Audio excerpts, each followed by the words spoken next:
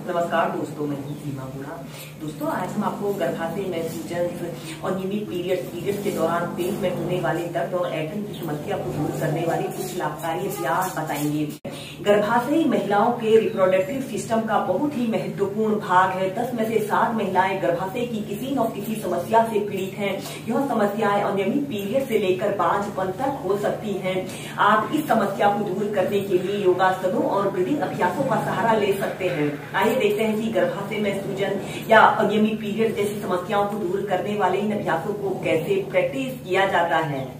दोस्तों, सेहतमंद गर्भाशय के लिए जरूरी है कि आप सभी पोषक तत्वों से भरपूर डाइट लें। दिन में कम से कम 3 से 4 लीटर पानी नियमित पिएं और इन अभ्यासों को अपनी दिनचर्या में शामिल करें। इसमें सबसे पहले आप सूर्य नमस्कार को कम से कम 8 से 10 राउंड प्रैक्टिस करें और इसमें अब हम करेंगे चक्की आसना को वेरिएशन के साथ प्रैक्टिस करेंगे। इसे करने के लिए आपने ऐसे ही दंडासना की पोजीशन पर कमर गर्दन बिल्कुल सीधी करते हुए ऐसे बैठ जाना है और ऐसे अपने दोनों हाथों को ऐसे इंटरलॉक कर लेते हैं और फिर ऐसे आगे को ऐसे झुकते हैं। जितना आप झुक सकते हैं ऐसे अपने दोनों पैरों को आगे से छूते हुए श्वास अंदर भरते हुए ऐसे जितना पीछे आप जा सकते हैं। इस स्थिति में ध्यान रहे दोनों कोहनियां आपकी बिल्कुल सीधी रहे और श्वास छोड़ते हुए ऐसे आगे को झुकना है। श्वास अंदर भरते हुए पीछे, श्वास छोड़ते हुए आगे। ऐसे ही पहले आप ऐसे क्लॉकवाइज चक्की आसना को कीजिए।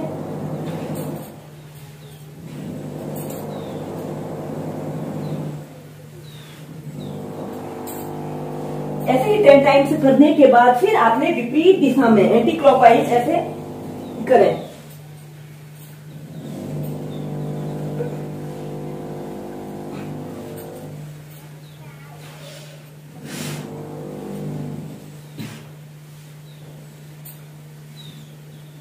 और फिर सीधे। इसके बाद इसकी नेक्स्ट वेरिएशन को करने के लिए आपने अपने दोनों पैरों को ऐसे अपनी फ्लेक्सिबिलिटी और स्ट्रेंथ के अनुसार जितना आप फैला सकते हैं उतना फैला लेते हैं और अपने दोनों हाथों को ऐसे अपने आगे से इंटरलॉक कर लेते हैं और अपने पैरों के अंगूठों को ऐसे छूते हुए श्वास छोड़ते हुए ऐसे आगे को झुकना है। दोनों पैरों को छूते हुए ऐसे श्वास अंदर भरते हुए पीछे को जाना है। ऐसे 10 टाइम्स करें पहले।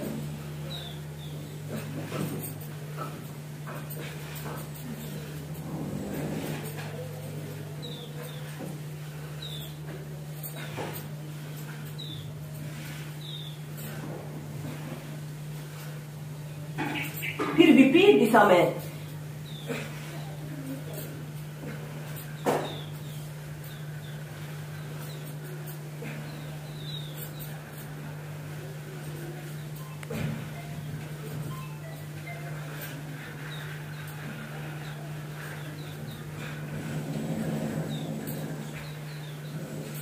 और फिर ऐसे इसके बाद आपने अपने दोनों हाथों को ऐसे नीचे कर लेते हैं। इसके बाद हम करेंगे गत्यात्मक पश्चिमोत्तानासना।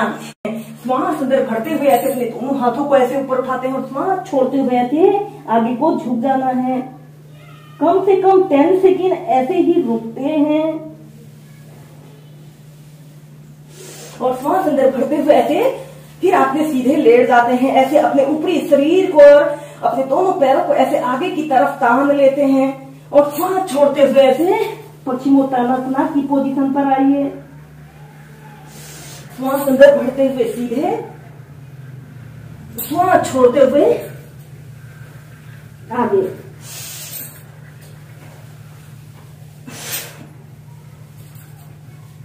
ऐसे ही आप इसे अप डाउन करते हुए कम से कम 8 से 10 बार कीजिए। फिर इसी में हम नेक्स्ट अभ्यास करेंगे पश्चिमोत्तानासना और हलासना को एक साथ प्रैक्टिस करेंगे।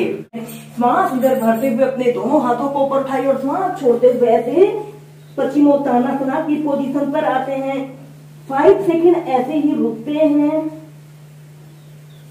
और फिर इसके बाद आपने ऐसे सीधे लेट जाते हैं और श्वास अंदर भरते हुए ऐसे हलासना की पोजीशन पर आने की कोशिश करें। अपने दोनों हाथों को ऐसे इंटरलॉक कर लें या फिर अपने दोनों हाथों को ऐसे अपने पंजों के पास ऐसे रख लें। आपके दोनों पैर बिल्कुल सीधे, पंजे जमीन को स्पर्श कर रहे हों। 5 से 10 सेकंड रुकने के बाद फिर आपने ऐसे पश्चिमोत्तानासना की पोजीशन पर आना है। श्वास अंदर भरते हुए पीछे छोड़ते हुए पश्चिमोत्तानासना।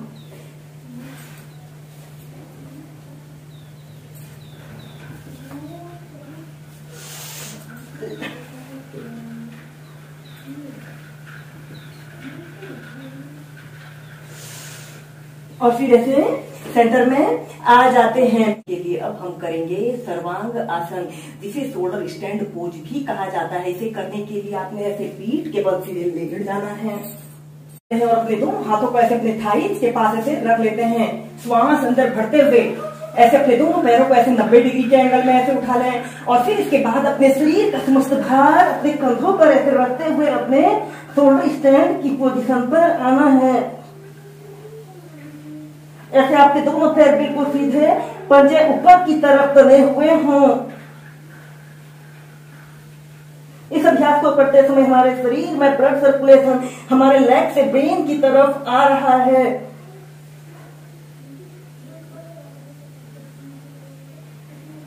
यह अभ्यास पेट में दर्द, ऐंठन की समस्या को दूर करता है। इसके अलावा जिन लोगों को गर्भाशय से जुड़ी कोई भी समस्या हो, उन लोगों ने इस अभ्यास को कम से कम 5 से 10 मिनट नियमित प्रैक्टिस करना चाहिए।